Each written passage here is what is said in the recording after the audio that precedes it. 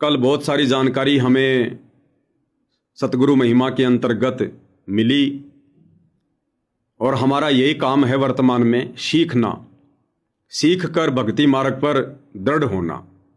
तो रावण के विषय में काफ़ी कुछ बातें परमात्मा ने बताई कि रावण भी किसी जन्म में परमात्मा जी का भगत था, लेकिन मर्यादाओं में रह नहीं पाया। आगे चलकर कुत्ते वाली मौत मरा और ढेर सारे कर्म बिगाड़ कर यहाँ से चला गया। उसके बाद परमात्मा ने और कुछ बातें बताई हैं जिनका हम आगे विश्लेषण करेंगे। तो सुनते हैं पूज्य गुरुदेव भगवान के मुख कमल से आगे क्या कुछ कह रहे हैं। तो उस मालिक ने उसको 10 शीश वापस दिए, लेकिन बकवाद करी तो अंत बुरा हुआ। उसके रावण को 10 शीश किसने दिए? उस मालिक ने, उस कबीर भगवान ने ही रावण को 10 शीश दिए, क्योंकि रावण ने परमात्मा के निमित्त होकर शीश काटे थे। वो शंकर जी को परमात्मा मानकर भक्ति कर रहा था, यानी जैसा किया वैसा परमात्मा ने दे दिया। लेकिन आगे गुरुदेव क्या कह रहे हैं? जैसा उसने किया भक्ति दान धर्म वो परमात्मा ने दे दिया, लेकिन जो बकवाद की फिर उसका भी उसको परिणाम मिला। तो इसी प्रकार भाइयों और बहनों, इस भक्ति मार्ग पर जो गुरुदेव भगवान ने हमें भक्ति दी है, धर्म कर्म बताए हैं, मर्यादा बताई है, यदि हम उनके वचन में रहकर, उनके आदेशों में रहकर, मर्यादाओं में रहकर भक्ति करेंगे तो परमात्मा सब कुछ देगा, सर्वस्व देगा जो हमें आवश्यक होगा। और यदि हम बकवाद करेंगे तो साथ में बकवाद का भी परिणाम मिलेगा, बकवाद का भी परिणाम मिलेगा जो रावण को मिला। तो उस मालिक ने उसको 10 शीश वापस दिए, लेकिन बकवाद करी तो अंत बुरा हुआ। उसके कर्म में जो सिद्धि सिद्धि की, उनसे धन दे दिया, वो धन भी यही छोड़ गया। गिरफ्त सोने की लंका होती रावण से रंदी, एक पलक में राज विराजी जम के पड़े दी। मन तो सुख के सागर बसरे और न ऐसा यसरे, क्या मांगो कुछ थिर न राही, देखत नैन चला जग जाई। एक अलग पूछ सवाल नाती, उस रावण का आज दीवान बाती। एक पुत्र मांगते फिरते, एक बेटा देते, एक भगवान बेटा हो जाए। बेटियों की तो हम गिनती नहीं करते, बेटा चाहिए बेटा। वो किस लिए उगल छवि पैदा कर रखी थी कि बेटा ना हो, यहां तक गति नहीं होगी माँ बाप की, क्योंकि अंत समय में जेठा बेटा, बड़ा पुत्र माँ बाप का अंतिम संस्कार कराए, यानी उसने फूका है, फिर उसकी अस्थि डाल का हुआ है, फिर उसकी क्रियाक्रम करा हुआ है, तो उसकी गति हो। और जिसका बेटा नहीं, उसकी गति नहीं हो सकती। उसको तो संतान वाला मानते भी नहीं, मना नहीं करते थे। गुरुदेव भगवान हमें बता रहे हैं कि समाज में किस प्रकार से ज्ञानहीन धर्म गुरुओं ने एक गलत धारणा पैदा कर रखी है। बेटा और बेटी ये संस्कार से मिलते हैं। हमारे पूर्व जन्मों में जिन आत्माओं के साथ में जैसे भी संस्कार होते हैं, उस आधार से हमें नेक्स्ट मनुष्य जीवन में संतान जो है प्राप्त होती है, बेटा या बेटी। लेकिन जो धर्म गुरु हैं, ज्ञानहीन धर्म गुरु, उन्होंने ऐसी गलत फहमियां समाज में पैदा कर दी जिस कारण से बेटियों को समाज ज्यादा महत्व नहीं देता है, केवल बेटे को ज्यादा महत्व देता है।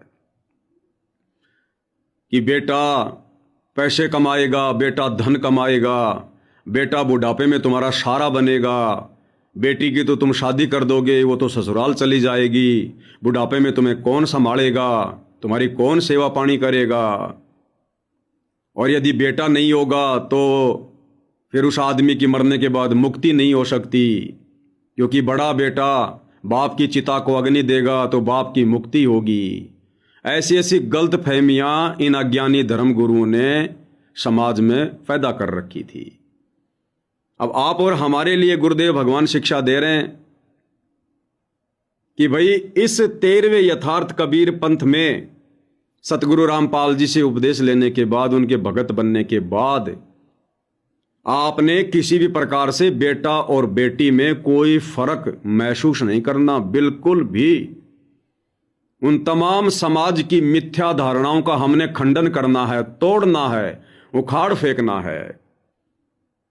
बेटा हो जाए तो भी हमने ज्यादा खुशी नहीं जाहिर करनी, बेटी हो जाए तो भी हमने कोई ज्यादा खुशी या नाराजगी जाहिर नहीं करनी, क्योंकि इस भक्ति मार्ग पर भगत को ना तो बेटा देगा ना बेटी कुछ देगी। इस भक्ति मार्ग पर यदि भगत को कुछ मिलना होगा तो सतगुरु की मर्यादित भक्ति से मिलना होगा। और ना ही भगत ने सतगुरु रामपाल जी से उपदेश लेने के बाद बेटा या बेटी को अपने बुढ़ापे का सहारा समझना चाहिए।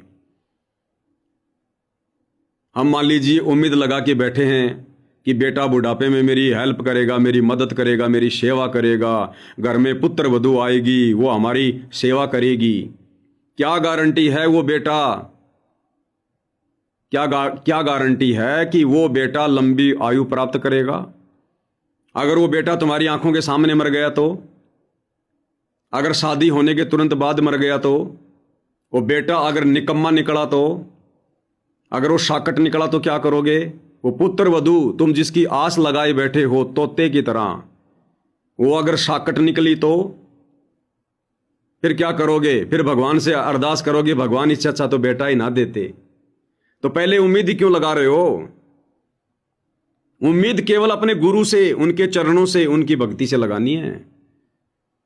भगत का सहारा भगवान होता है, बेटा बेटी नहीं होते हैं। और जिन भक्तों ने अपने बेटा बेटियों से किसी भी प्रकार के सहारे की उम्मीद रखी है, फिर भगवान भी उसका अंत में उसकी सहायता नहीं करता, उसकी मदद नहीं करता। उसके साथ फिर वही बनेगी जो उस तोते के साथ बनती है। वो शंबल के पेड़ पर तोता बैठता है, और शंबल के पेड़ पर गुरुदेव ने बताया कि ऐसा फल लगता है, बाहर से ऐसा दिखाई देता कि बहुत बढ़िया स्वादिष्ट होगा, लाल लाल, लेकिन उसमें रुई होती है, कपास होती है।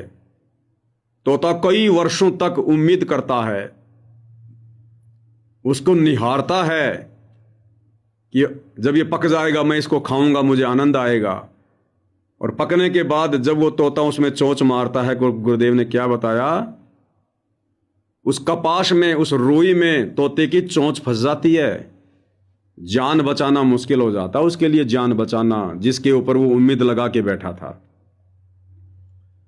तो ये जो बेटा बेटी है ना, ये भाई और बहनों शंबल के फल की तरह है। जो इस भक्ति में आने के बाद अपने बेटा बेटी से उम्मीद लगाएगा, सतगुरु उसके निकट भी नहीं रहेगा। निकट भी ठीक है, यदि आपके बेटा बेटी भक्ति कर रहे हैं, अच्छे संस्कारी हैं, तो बहुत अच्छी बात है। अगर वो भक्ति पर लग गए हैं, बहुत अच्छी भक्ति कर रहे हैं, तो भी हमने बेटा बेटी से उम्मीद नहीं करनी है। आप सतगुरु से यही प्रार्थना करो, ये परमात्मा मेरा बुढ़ापा ही मत आने दो। ये परमात्मा जीवन तो थोड़ा ही भला, जय सत सुमरण होय, लाख बरस का जीवना लेखद रहने कोई। आप क्यों उम्मीद कर रहे हो कि मेरा बुढ़ापा आवे, मैं परेशान हूं, फिर मेरे बेटा बेटी मेरी सेवा करे? क्यों सोच रहे हो तुम इतना? गुरुदेव से ये अर्ज करो कि हे गुरुदेव मेरा बुढ़ापा ही मत आने देना। हे परमात्मा जल्द से जल्द मेरे से सतभक्ति कंप्लीट करवा के मुझे सतलोक ले चलो, मुझे इस गंदे लोक में नहीं रहना। आदरणीय गरीबदास जी आज से 300 साल पहले जब उनकी 65 साल की उम्र हो गई थी, गरीबदास जी ने सर्व संगत को कह दिया था, भैया मैं अब इस गंदे लोक में और ज्यादा नहीं रुकूंगा। ये कोई रहने की जगह है? कोई कैर टूट रहा यहां पर। तो भक्तों ने प्रार्थना करी है, गुरुदेव अभी मत जाओ, अभी मत जाओ, हमें आपकी आवश्यकता है, कुछ और ज्ञान सुनाओ। तो भक्तों की प्रार्थना पर आदरणीय गरीबदास जी ने कह दिया था, भैया लास्ट 6 महीने और रहूंगा मैं, इसके बाद मैं ऐसे गंदे लोक में नहीं रहूंगा। जबकि धर्मदास जी के, जबकि आदरणीय गरीबदास जी के तो बेटे भी भक्ति कर रहे थे, उनकी तो बेटियां भी भक्ति कर रही थी। उसके बावजूद भी गरीबदास जी ने कहा कि मैं इस गंदे लोक में नहीं रहूंगा भाई। और 6 महीने बाद में निर्धारित समय पर आदरणीय गरीबदास जी ने अपना शरीर छोड़ दिया। तो आप और हमने शिक्षा लेनी है इन महापुरुषों की जीवनी से। हम क्यों उम्मीद करें कि मेरा बुढ़ापा आवे? जिसने ये सोच लिया कि अभी तो मैं 60-70 साल तक जीऊंगा, वो भगत नहीं है, वो भक्ति नहीं चाहता, वो मजाक में ले रहा है भक्ति को। जिस दिन आपको ये ज्ञान समझ में आ जाए, जिस दिन आप इस गंदे लोक की गंदी व्यवस्था से भली भांति ज्ञान आधार से परिचित हो जाते हो, गुरुदेव कहते हैं रोना शुरू कर देना चाहिए, अपने गुरुदेव के चरणों में पड़कर रोना। कि हे गुरुदेव भगवान, इस कुत्ते पर रहम करो, रजा करो। हे परमात्मा, आप अपने धरती पर रहते सहते मेरा शरीर छुड़वाओ परमात्मा, बाद का किसने देखा। रो रो के मालिक से प्रार्थना करनी चाहिए। बेटा बेटी का सारा किसने देखा है। हम अपनी आंखों के सामने रोजाना घटित हो रही घटनाओं को देख नहीं रहे क्या। जिन्होंने बड़े लाड से, बड़े प्यार से अपनी बेटी को पाला, अपने बेटे को पाला, बड़ी बड़ी उनको शिक्षा दिलाई, विदेशों में उनकी पढ़ाई करवाई, आज उन माता पिता की क्या दुर्गति हो रही है। वो बच्चे उनके दर्शन करने भी नहीं आते। पड़ोसियों को पता चलता जब उस घर से बदबू आती है, उनके माता पिता जब सड़ सड़ के मरते हैं, जिनके बच्चे विदेशों में पढ़ते हैं, जो बच्चों के भरोसे जीवन जी रहे थे, आज वो वृद्ध आश्रम में पड़े हुए हैं। वृद्ध आश्रम में बच्चे उनके दर्शन करने भी नहीं आते। तो भाई और बहनों, गुरुदेव हमें यही शिक्षा दे रहे हैं कि नकली धर्म गुरुओं ने बेटा और बेटी के बीच में अज्ञानता के चलते जो इतना बड़ा फासला पैदा कर दिया, आप और हम भगत भाई बहनों ने इस फासले को मिटाना है। अगर किसी भगत के घर में लड़की हो जाती है, नाक नहीं चढ़ाना चाहिए, अन्यथा परमात्मा नाराज होगा, फिर भक्ति नहीं है तुम्हारे घर में। लड़का हो गया, ज्यादा खुशी जाहिर नहीं करनी चाहिए, क्या पता हो काल का दूध पैदा हो गया हो, क्या गारंटी हो भक्ति करेगा। करेगा तो अपने लिए करेगा, उस आत्मा के अपने संस्कार हैं। ना जाने कितने जन्म में वो आत्मा जो तुम्हें छोटा सा बच्चा दिखाई दे रहा है, जिसके प्रति हमारा मोह उमड़ रहा है, ना जाने कितने जन्मों में वो रावण रह चुका है, वो कंस रह चुका है, दुर्योधन की भूमिका कर चुका है। आज आप उसके बाप हैं, आपके घर में वो पैदा हुआ है। ना जाने कितने जन्मों में वो आपका बाप रह चुका है, कितने जन्मों में वो आपका दुश्मन, आपका शत्रु रह चुका है।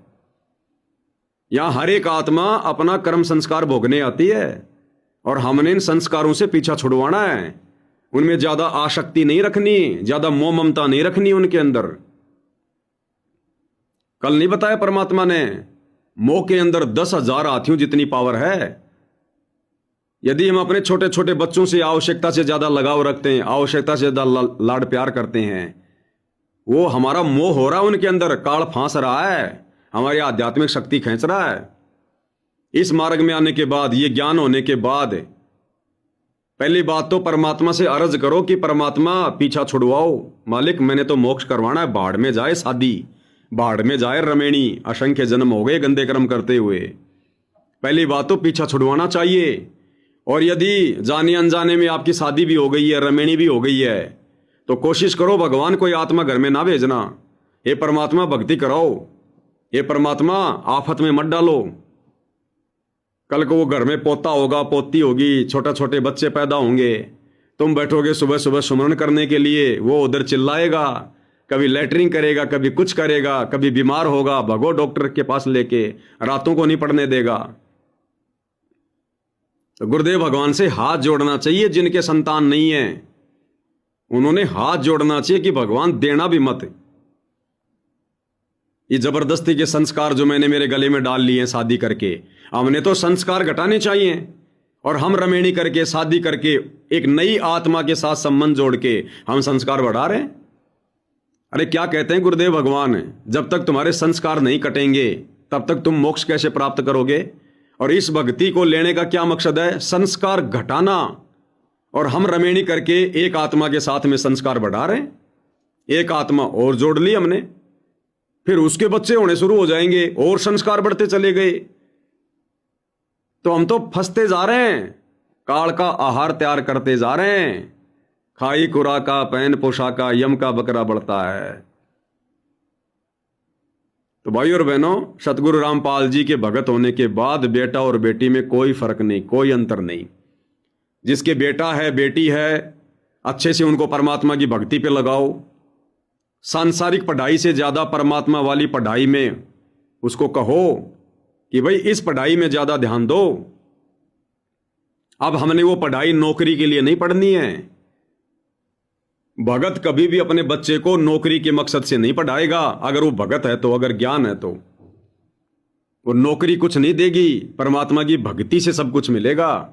ये दुनिया को नौकरियां भी, बड़े बड़े पद भी परमात्मा की भक्ति के प्रतिफल में मिलते हैं, जैसी भी उसके पास में भक्ति है पूर्व जन्म की। हम तो डायरेक्ट परमात्मा की शरण में हैं। संस्कार नहीं है तो बना सकते हैं, मौका हमारे पास आज। हमारे गुरुदेव भगवान ने खुद नौकरी को ठोकर मार के यही तो दिखाया कि नालायकों, काई की नौकरी, तुम भक्ति करोगे, फिर तुम तो दुनिया की गुलामी करोगे। तुम्हारे ऊपर कितने अधिकारी होंगे, कितने अफसर होंगे, तुम तो दुनिया की गुलामी करोगे, दुनिया की नौकरी करोगे, भगवान की क्या खाक करोगे। कहां तुम भक्ति को समय दोगे। 10-20 हजार रुपए के लालच में सारा दिन गधे बने रहोगे तुम। तो भगवान ने खुद नौकरी छोड़ के दिखाई ताकि आने वाले समय में मेरे से कोई नौकरी ना मांगे कि गुरुदेव नौकरी दे दो, नौकरी दे दो, छोरा नौकरी लग जाए। ये सबसे बड़ी नौकरी है, सतगुरु की सेवा। इसको मर्यादा में रह के करो। इससे बड़ी कोई सर्विस है क्या, कोई नौकरी है क्या। इससे हमें सब कुछ देगा सतगुरु, सारे काम सरेंगे हमारे। भाग्य में नहीं होगा तो भी परमात्मा दे देगा, और कहां से दे देगा, कैसे देगा, हम सोचते रह जाएंगे। फिर भी हम नौकरियों के पीछे लगे रहते हैं। तो सतगुरु रामपाल जी का भगत, उसने बेटा बेटी में किसी प्रकार का कोई अंतर नहीं समझना चाहिए, और ना ही बेटा बेटी के ऊपर उसने आश्रित होना चाहिए कि ये बेटा मुझे संभालेगा, बेटा मुझे बुढ़ापे में रोटी देगा। नहीं,